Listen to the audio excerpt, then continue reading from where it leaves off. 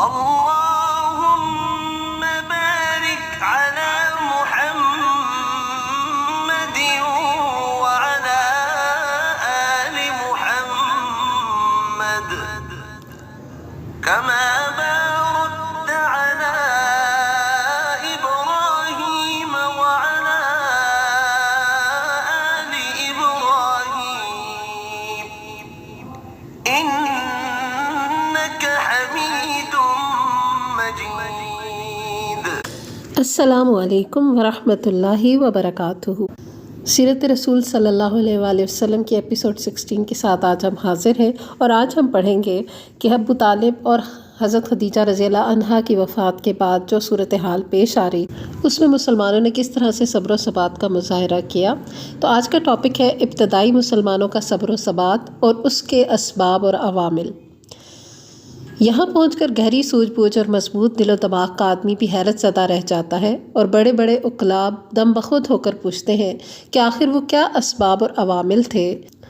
جنہوں نے مسلمانوں کو اس قدر انتہائی اور معجزانہ حد تک ثابت قدم رکھا۔ آخر مسلمانوں نے کس طرح ان بے پایا مظالم پر صبر کیا جنہیں سن کر رونگٹے کھڑے ہو جاتے ہیں اور دل لرز اٹھتا ہے۔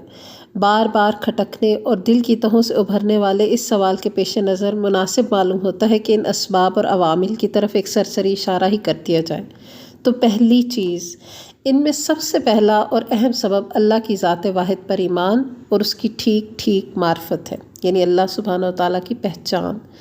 کیونکہ جب ایمان کی بشاشت دلوں میں جاگزی ہو جاتی ہے تو وہ پہاڑوں سے ٹکرا جاتا ہے اور اسی کا پلہ بھاری رہتا ہے، اور جو شخص ایسے ایمان محکم اور یقین کامل سے بہرہ ہو وہ دنیا کی مشکلات کو خواہ وہ جتنی بھی زیادہ ہوں اور جیسی بھی بھاری بھرکم، خطرناک اور سخت ہوں، اپنے ایمان کے بالمقابل اس کائی سے زیادہ اہمیت نہیں دیتا جو کسی بند توڑ اور قلعہ شکن سیلاب کی بالائی سطح پر جم جاتی ہے۔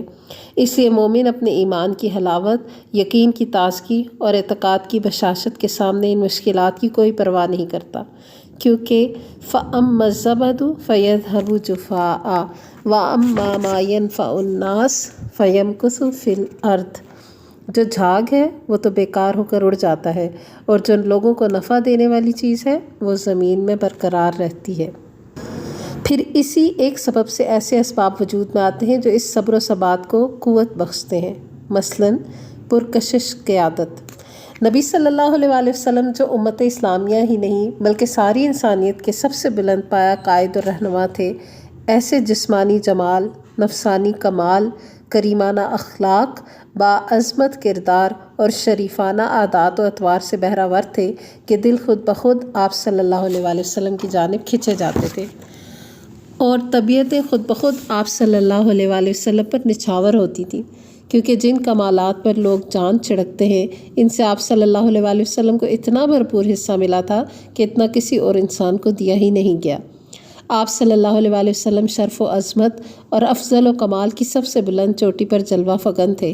عفت اور امانت، صدق و صفا اور جملہ امور خیر میں آپ صلی اللہ علیہ وآلہ وسلم کا وہ امتیازی مقام تھا کہ رفقات و رفقا یعنی آپ کے ساتھی تو آپ کے ساتھی رہے، آپ صلی اللہ علیہ وآلہ وسلم کے دشمنوں کو بھی آپ صلی اللہ علیہ وآلہ وسلم کی یکتائی و انفرادیت پر کبھی شک نہیں گزرا۔ آپ صلی اللہ علیہ وآلہ وسلم کی زبان سے جو بات نکل گئی تو دشمنوں کو بھی یقین ہو گیا کہ وہ سچی بات ہے اور ہو کر رہے گی۔ واقعات اس کی گواہی دیتے ہیں۔ ایک بار قریش کے ایسے 3 آدمی اکٹھے ہوئے جن میں سے ہر ایک نے اپنے بقیہ 2 ساتھیوں سے چھپ چھپا کر تنہا قرآن مجید سنا تھا، لیکن بعد میں ہر ایک کا راز دوسرے پر فاش ہو گیا تھا۔ انہی تینوں میں سے ایک ابو جہل بھی تھا۔ تینوں اکٹھے ہوئے تو ایک نے ابو جہل سے دریافت کیا کہ بتاؤ، تم نے جو کچھ محمد صلی اللہ علیہ وآلہ وسلم سے سنا ہے اس کے بارے میں تمہاری رائے کیا ہے؟ ابو جہل نے کہا، میں نے کیا سنا ہے، بات دراصل یہ ہے کہ ہم نے اور بنو عبد مناف نے شرف و عظمت میں ایک دوسرے کا مقابلہ کیا، انہوں نے غرباء اور مساکین کو کھلایا تو ہم نے بھی کھلایا، انہوں نے داد و دہش میں سواریاں عطا کی تو ہم نے بھی عطا کی، انہوں نے لوگوں کو عطیات سے نوازا تو ہم نے بھی ایسا کیا، یہاں تک کہ جب ہم اور وہ گھٹنوں گھٹنوں ایک دوسرے کے ہم پلہ ہو گئے اور ہماری اور ان کی حیثیت ریس کے دو مد مقابل گھوڑوں کی ہو گئی، تو اب بنو عبد مناف کہتے ہیں کہ ہمارے اندر ایک نبی آیا ہے صلی اللہ علیہ وآلہ وسلم جس کے پاس آسمان سے وحی آتی ہے، بھلا بتائیے ہم اسے کب پا سکتے ہیں؟ خدا کی قسم ہم اس شخص پر کبھی ایمان نہیں لائیں گے اور اس کی ہرگز تصدیق نہ کریں گے۔ چنانچہ ابو جہل کہا کرتا تھا کہ اے محمد صلی اللہ علیہ وآلہ وسلم، ہم تمہیں جھوٹا نہیں کہتے، لیکن تم جو کچھ لائے ہو اس کی تکذیب کرتے ہیں۔ اسی بارے میں اللہ تعالیٰ نے ارشاد فرمایا فَإِنَّهُمْ لَا يُكَذِّبُونَكَ وَلَكِنَّ الظَّالِمِينَ بِآيَاتِ اللَّهِ يَجْحَدُونَ، یہ لوگ آپ کو نہیں جھٹلاتے بلکہ یہ ظالم اللہ کی آیتوں کا انکار کرتے ہیں۔ اس واقعے کی تفصیل گزر چکی ہے کہ ایک روز کفار نے نبی صلی اللہ علیہ وآلہ وسلم کو 3 بار لعن طعن کی، اور تیسری دفعہ میں آپ صلی اللہ علیہ وآلہ وسلم نے فرمایا کہ اے قریش کی جماعت، میں تمہارے پاس ذبح کا حکم لے کر آیا ہوں۔ تو یہ بات اس طرح ان پر اثر کر گئی کہ جو شخص عداوت میں سب سے بڑھ کر تھا وہ بھی بہتر سے بہتر جو جملہ پا سکتا تھا اس کے ذریعے سے آپ صلی اللہ علیہ وآلہ وسلم کو راضی کرنے کی کوشش میں لگ گیا۔ اس طرح اس کی بھی تفصیل گزر چکی ہے کہ جب حالت سجدہ میں آپ صلی اللہ علیہ وآلہ وسلم پر اوجڑی ڈالی گئی اور آپ صلی اللہ علیہ وآلہ وسلم نے سر اٹھانے کے بعد اس حرکت کے کرنے والوں پر بد دعا کی تو ان کی ہنسی ہوا ہو گئی اور ان کے اندر غم و قلق کی لہر دوڑ گئی، انہیں یقین ہو گیا کہ اب ہم بچ کر نہیں جا سکتے۔ یہ واقعہ بھی بیان کیا جا چکا ہے کہ آپ صلی اللہ علیہ وآلہ وسلم نے ابو لہب کے بیٹے عتیبہ پر بد دعا کی تو اسے یقین ہو گیا کہ وہ آپ صلی اللہ علیہ وآلہ وسلم کی بد دعا کی زد سے نہیں بچ پائے گا، چنانچہ اس نے ملک شام کے سفر میں شیر کو دیکھتے ہی کہا واللہ محمد صلی اللہ علیہ وآلہ وسلم نے مکہ میں رہتے ہوئے مجھے قتل کر دیا۔ ابی بن خلف کا واقعہ ہے کہ وہ بار بار آپ صلی اللہ علیہ وآلہ وسلم کو قتل کی دھمکیاں دیا کرتا تھا۔ ایک بار آپ صلی اللہ علیہ وآلہ وسلم نے جواب فرمایا کہ تم نہیں بلکہ میں تمہیں قتل کروں گا انشاءاللہ۔ اس کے بعد جب آپ صلی اللہ علیہ وآلہ وسلم نے جنگ احد کے روز ابی کی گردن پر نیزہ مارا تو اگرچہ اس سے معمولی خراش آئی تھی لیکن ابی برابر یہی کہے جاتا تھا کہ محمد صلی اللہ علیہ وآلہ وسلم نے مجھ سے مکہ میں کہا تھا کہ میں تمہیں قتل کروں گا، اس سے اگر وہ مجھ پر تھوک ہی دیتا تو بھی میری جان نکل جاتی۔ تو یہ ڈیٹیل میں ہم انشاءاللہ آگے پڑھیں گے۔ اسی طرح ایک بار حضرت سعد بن معاذ رضی اللہ عنہ نے مکے میں امیہ بن خلف سے کہہ دیا کہ میں رسول اللہ صلی اللہ علیہ وآلہ وسلم کو یہ فرماتے ہوئے سن چکا ہوں کہ مسلمان تمہیں قتل کریں گے، تو اس سے امیہ پر سخت گھبراہٹ طاری ہوئی جو مسلسل قائم رہی، چنانچہ اس نے عہد کر لیا کہ وہ مکے سے باہر ہی نہ نکلے گا، اور جب جنگ بدر کے موقع پر ابو جہل کے اصرار سے مجبور ہو کر نکلنا پڑا تو اس نے مکے کا سب سے تیز رو اونٹ خریدا تاکہ خطرے کی علامات ظاہر ہوتے ہی چمپت ہو جائے یعنی بھاگ جائے۔ ادھر جنگ میں جانے پر آمادہ دیکھ کر اس کی بیوی نے بھی ٹوکا کہ ابو صفوان، آپ کے یسربی بھائی نے جو کچھ کہا تھا اسے آپ بھول گئے؟ ابو صفوان نے جواب میں کہا نہیں، بلکہ میں خدا کی قسم ان کے ساتھ تھوڑی ہی دور جاؤں گا، یعنی زیادہ ان کے ساتھ ٹریول ہی نہیں کروں گا۔ یہ تو آپ صلی اللہ علیہ وآلہ وسلم کے دشمنوں کا حال تھا کہ وہ آپ کی بات کو اتنا سچا سمجھتے تھے۔ باقی رہے آپ صلی اللہ علیہ وآلہ وسلم کے صحابہ اور رفقا یعنی آپ کے ساتھی، تو آپ صلی اللہ علیہ وآلہ وسلم تو ان کے لیے دیدہ و دل اور جان و روح کی حیثیت رکھتے تھے۔ ان کے دل کی گہرائیوں سے آپ صلی اللہ علیہ وآلہ وسلم کے لیے حب صادق کے جذبات اس طرح ابلتے تھے جیسے نشیب کی طرف پانی بہتا ہے، اور جان و دل اس طرح آپ صلی اللہ علیہ وآلہ وسلم کی طرف کھنچتے تھے جیسے لوہا مقناطیس کی طرف کھنچتا ہے۔ جیسے کہ عربی ایک شعر کا ترجمہ ہے کہ آپ کی صورت ہر جسم کا حیولہ تھی اور آپ کا وجود ہر دل کے لیے مقناطیس۔ اس محبت اور وفاداری اور جان نثاری اور جان سپاری کا نتیجہ یہ تھا کہ صحابہ کرام کو یہ گوارا نہ تھا کہ آپ صلی اللہ علیہ وآلہ وسلم کے ناخن میں خراش تک آ جائے یا آپ صلی اللہ علیہ وآلہ وسلم کے پاؤں میں کانٹا ہی چبھ جائے، خواہ اس کے لیے ان کی گردنیں ہی کیوں نہ کاٹ دی جائیں۔ ایک روز ابو بکر صدیق رضی اللہ عنہ کو بری طرح کچل دیا گیا اور انہیں سخت مار ماری گئی۔ عتبہ بن ربیعہ ان کے قریب آ کر انہیں 2 پیوند لگے ہوئے جوتوں سے مارنے لگا، چہرے کو خصوصیت سے نشانہ بنایا، پھر پیٹ پر چڑھ گیا۔ کیفیت یہ تھی کہ چہرے اور ناک کا پتہ نہیں چل رہا تھا۔ ان کے قبیلہ بنو تیم کے لوگ انہیں ایک کپڑے میں لپیٹ کر گھر لے گئے۔ انہیں یقین تھا کہ یہ اب زندہ نہ بچیں گے، لیکن دن کے خاتمے کے قریب ان کی زبان کھل گئی، اور زبان کھلی تو یہ بولے کہ رسول اللہ صلی اللہ علیہ وآلہ وسلم کیا ہوئے؟ اس پر بنو تیم نے انہیں سخت سست کہا، ملامت کی، اور ان کی ماں ام الخیر سے یہ کہہ کر اٹھ کھڑے ہوئے کہ انہیں کچھ کھلا پلا دینا۔ جب وہ تنہا رہ گئیں تو انہوں نے ابو بکر سے کھانے پینے کے لیے اصرار کیا، لیکن ابو بکر رضی اللہ عنہ کہتے رہے کہ رسول اللہ صلی اللہ علیہ وآلہ وسلم کا کیا ہوا؟ آخر کار ام الخیر نے کہا مجھے تمہارے ساتھی کا حال معلوم نہیں۔ ابو بکر صدیق رضی اللہ عنہ نے کہا ام جمیل بنت خطاب کے پاس جاؤ اور اس سے دریافت کرو۔ وہ ام جمیل کے پاس گئیں اور بولیں ابو بکر رضی اللہ عنہ تم سے محمد بن عبداللہ صلی اللہ علیہ وآلہ وسلم کے بارے میں دریافت کر رہے ہیں۔ ام جمیل نے کہا میں نہ ابو بکر کو جانتی ہوں نہ محمد بن عبداللہ صلی اللہ علیہ وآلہ وسلم کو، البتہ اگر تم چاہو تو میں تمہارے ساتھ تمہارے صاحبزادے کے پاس چل سکتی ہوں۔ ام الخیر نے کہا بہتر ہے۔ اس کے بعد ام جمیل ان کے ہمراہ آئیں، دیکھا تو ابو بکر انتہائی خستہ حال پڑے تھے۔ پھر قریب ہوئیں تو چیخ پڑیں اور کہنے لگیں جس قوم نے آپ کی یہ درگت بنائی ہے وہ یقیناً بدقماش اور کافر قوم ہے، مجھے امید ہے کہ اللہ آپ کا بدلہ ان سے لے کر رہے گا۔ ابو بکر رضی اللہ عنہ نے پوچھا رسول اللہ صلی اللہ علیہ وآلہ وسلم کیا ہوئے، یعنی آپ کا کیا حال ہے؟ انہوں نے کہا یہ آپ کی ماں سن رہی ہیں۔ کہا کوئی بات نہیں۔ بولی آپ صحیح سالم ہیں؟ پوچھا کہاں ہے؟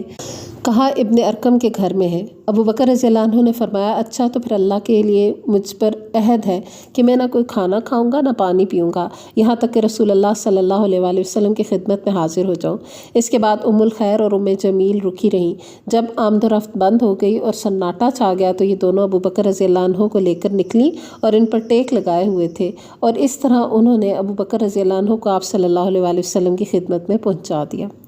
سبحان اللہ، اللہم صلی علی محمد وعلی آلہ واصحابہ اجمعین۔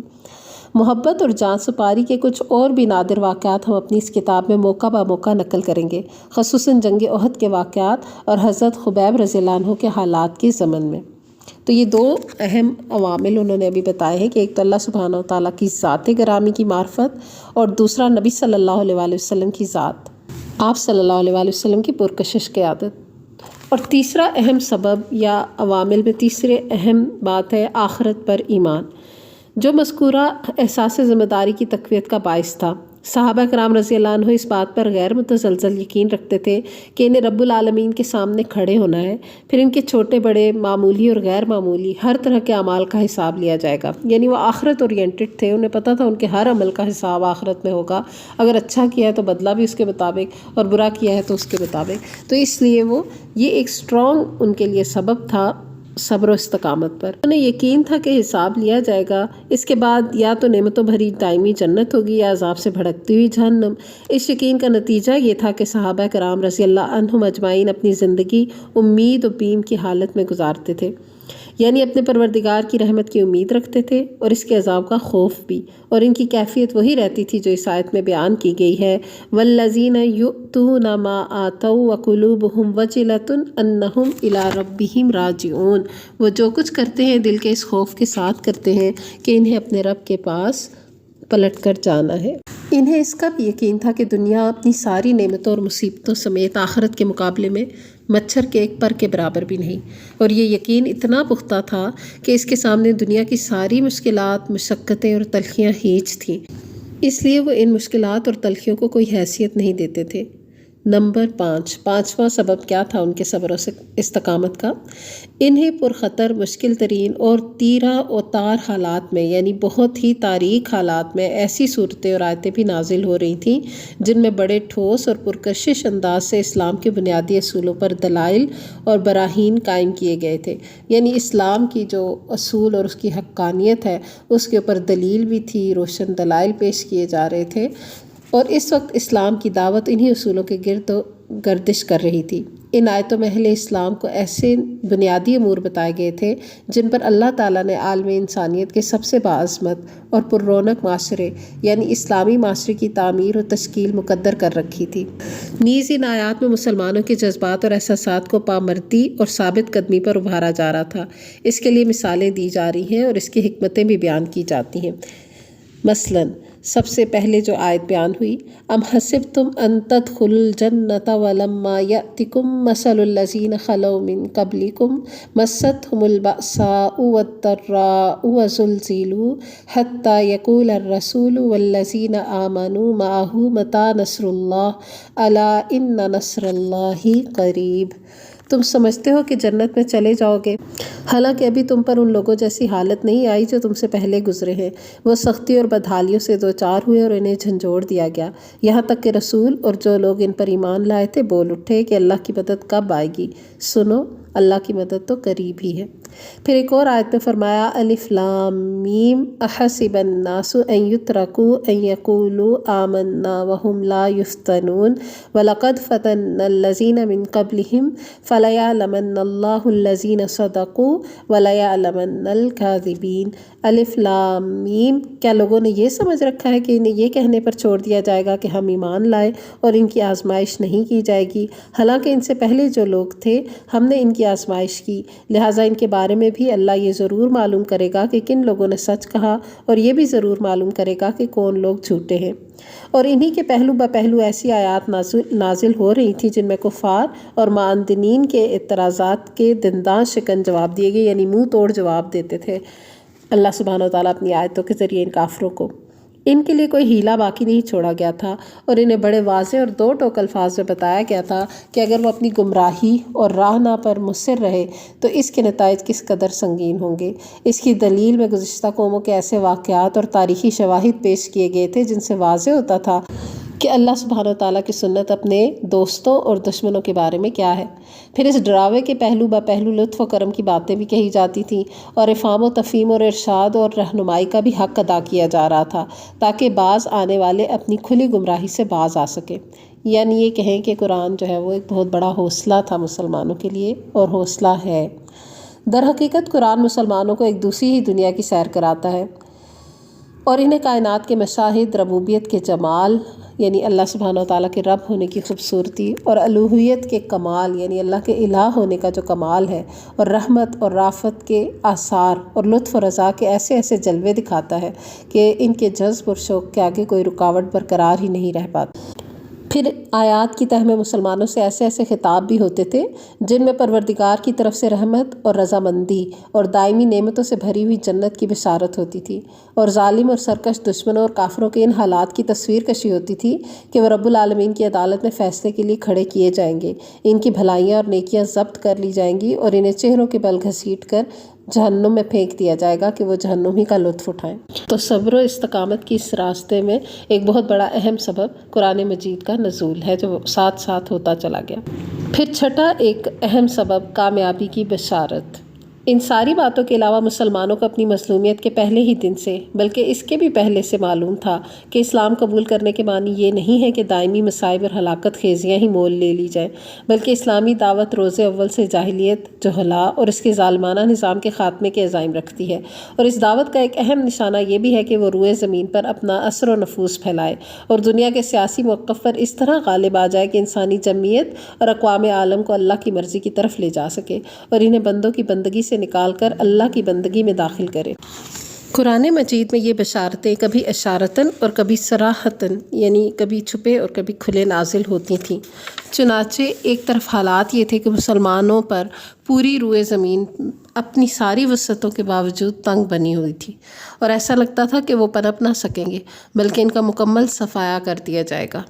مگر دوسری طرف ان ہی حوصلہ شکن حالات میں ایسی آیات بھی نازل ہوتی جن میں پچھلے انبیاء کے واقعات اور ان کی قوم کی تکذیب اور کفر کی تفصیلات ہوتی، اور ان آیات میں ان کا جو نقشہ کھینچا جاتا تھا وہ بعین ہی وہی ہوتا تھا جو مکے کے مسلمانوں اور کافروں کے مابین درپیش تھا۔ اس کے بعد یہ بھی بتایا جاتا تھا کہ ان حالات کے نتیجے میں کس طرح کافروں اور ظالموں کو ہلاک کیا گیا اور اللہ کے نیک بندوں کو روئے زمین کا وارث بنایا گیا۔ اس طرح ان آیات میں واضح اشارہ ہوتا تھا کہ آگے چل کر اہل مکہ ناکام اور نامراد رہیں گے اور مسلمان اور ان کی اسلامی دعوت کامیابی سے ہمکنار ہوگی۔ پھر انہی حالات و ایام میں بعض ایسی بھی آیتیں نازل ہو جاتی تھیں جن میں صراحت کے ساتھ اہل ایمان کے غلبے کی بشارت بھی ہوتی تھی۔ مثلا اللہ تعالیٰ نے ارشاد فرمایا وَلَقَدْ سَبَقَتْ كَلِمَتُنَا لِعِبَادِنَا الْمُرْسَلِينَ إِنَّهُمْ لَهُمُ الْمَنْصُورُونَ وَإِنَّ جُنْدَنَا لَهُمُ الْغَالِبُونَ فَتَوَلَّ عَنْهُمْ حَتَّى حِينٍ وَأَبْصِرْهُمْ فَسَوْفَ يُبْصِرُونَ أَفَبِعَذَابِنَا يَسْتَعْجِلُونَ فَإِذَا نَزَلَ بِسَاحَتِهِمْ فَسَاءَ صَبَاحُ الْمُنذَرِينَ۔ اپنے بھیجے ہوئے بندوں کے لیے ہمارا یہ فیصلہ پہلے ہی ہو چکا ہے کہ ان کی ضرور مدد کی جائے گی اور یقیناً ہمارا ہی لشکر غالب رہے گا۔ بس اے نبی صلی اللہ علیہ وآلہ وسلم، ایک وقت تک کے لیے تم ان سے رخ پھیر لو اور انہیں دیکھتے رہو، ان قریب یہ خود بھی دیکھ لیں گے۔ کیا یہ ہمارے عذاب کے لیے جلدی میں چاہ رہے ہیں؟ تو جب وہ ان کے صحن میں اتر پڑے گا تو ڈرائے گئے لوگوں کی صبح بری ہو جائے گی۔ نیز ارشاد ہوا سَيُهْزَمُ الْجَمْعُ وَيُوَلُّونَ الدُّبُرَ، ان قریب اس جمعیت کو شکست دے دی جائے گی اور یہ لوگ پیٹھ پھیر کر بھاگیں گے۔ جُنْدٌ مَّا هُنَالِكَ مَهْزُومٌ مِّنَ الْأَحْزَابِ، یہ جتھوں میں سے ایک معمولی سا جتھا ہے جسے یہیں شکست دی جائے گی۔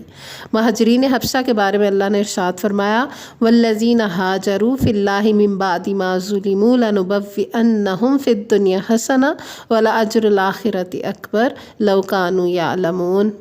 جن لوگوں نے مظلومیت کے بعد اللہ کی راہ میں ہجرت کی، ہم انہیں یقیناً دنیا میں بہترین ٹھکانہ عطا فرمائیں گے اور آخرت میں ان کا اجر بہت ہی بڑا ہے اگر یہ لوگ جانیں۔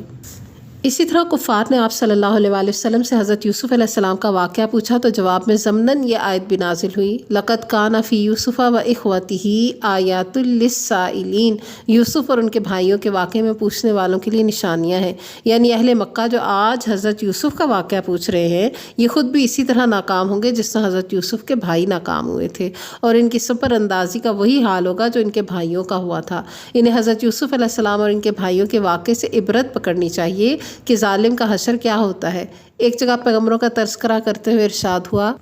وَقَالَ الَّذِينَ كَفَرُوا لِرُسُلِهِمْ لَنُخْرِجَنَّكُمْ مِنْ أَرْضِنَا أَوْ لَتَعُودُنَّ فِي مِلَّتِنَا فَأَوْحَىٰ إِلَيْهِمْ رَبُّهُمْ لَنُهْلِكَنَّ الظَّالِمِينَ وَلَنُسْكِنَنَّكُمُ الْأَرْضَ مِنْ بَعْدِهِمْ ذَلِكَ لِمَنْ خَافَ مَقَامِي وَخَافَ وَعِيدِ۔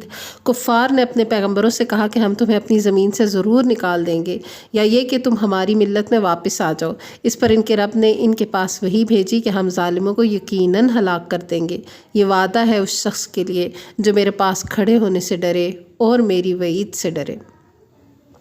اس طرح جس وقت فارس اور روم میں جنگ کے شعلے بھڑک رہے تھے اور کفار چاہتے تھے کہ فارسی غالب آ جائیں کیونکہ وہ مشرک تھے، اور مسلمان چاہتے تھے کہ رومی غالب آ جائیں کیونکہ رومی بہرحال اللہ پر، پیغمبروں پر، وحی پر، آسمانی کتابوں پر اور یوم آخرت پر ایمان رکھنے کے دعوے دار تھے، لیکن غلبہ فارسیوں کو ہوا۔ تو اس وقت اللہ نے یہ خوشخبری سنائی کہ چند برسوں بعد رومی غالب آئیں گے، لیکن اسی ایک بشارت پر اکتفا نہ کی بلکہ اس زمن میں یہ بشارت بھی نازل فرمائی کہ رومیوں کے غلبے کے وقت اللہ تعالیٰ مومنین کو بھی ایک خاص مدد فرمائے گا جس سے وہ خوش ہو جائیں گے۔ چنانچہ ارشاد ہوا وَيَوْمَئِذٍ يَفْرَحُ الْمُؤْمِنُونَ بِنَصْرِ اللَّهِ، یعنی اس دن اہل ایمان بھی اللہ کی ایک خاص مدد سے خوش ہو جائیں گے، اور آگے چل کر اللہ کی یہ مدد جنگ بدر کے اندر حاصل ہونے والی عظیم کامیابی کی فتح کی شکل میں نازل ہوئی۔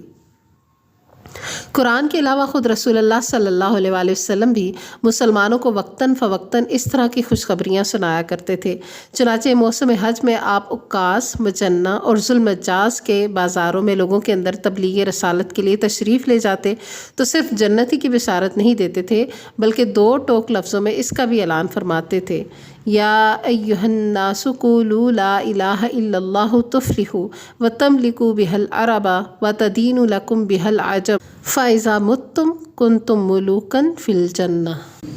یعنی لوگوں لا الہ الا اللہ کہو، کامیاب رہو گے اور اس کی بدولت عرب کے بادشاہ بن جاؤ گے، اور اس کی وجہ سے عجم بھی تمہارے زیر نگین آ جائے گا، اور جب تم وفات پاؤ گے تو جنت کے اندر بادشاہ رہو گے۔ سبحان اللہ۔ تو یہ لا الہ الا اللہ کی بہت بڑی فضیلت بھی ہے جو اس حدیث میں بتائی گئی۔ تو جتنا زیادہ اس کلمے پر پختگی اختیار کریں گے اتنی زیادہ دنیا اور آخرت کی کامیابی ہوگی۔ یہ واقعہ پچھلے صفحات میں گزر چکا ہے کہ جب عتبہ بن ربیعہ نے آپ صلی اللہ علیہ وآلہ وسلم کو متاع دنیا کی پیشکش کر کے سودے بازی کرنی چاہی اور آپ صلی اللہ علیہ وآلہ وسلم نے جواب میں حامیم تنزیل السجدہ کی آیات پڑھ کر سنائی تو عتبہ کو یہ توقع بند گئی کہ انجام کار آپ صلی اللہ علیہ وآلہ وسلم غالب رہیں گے۔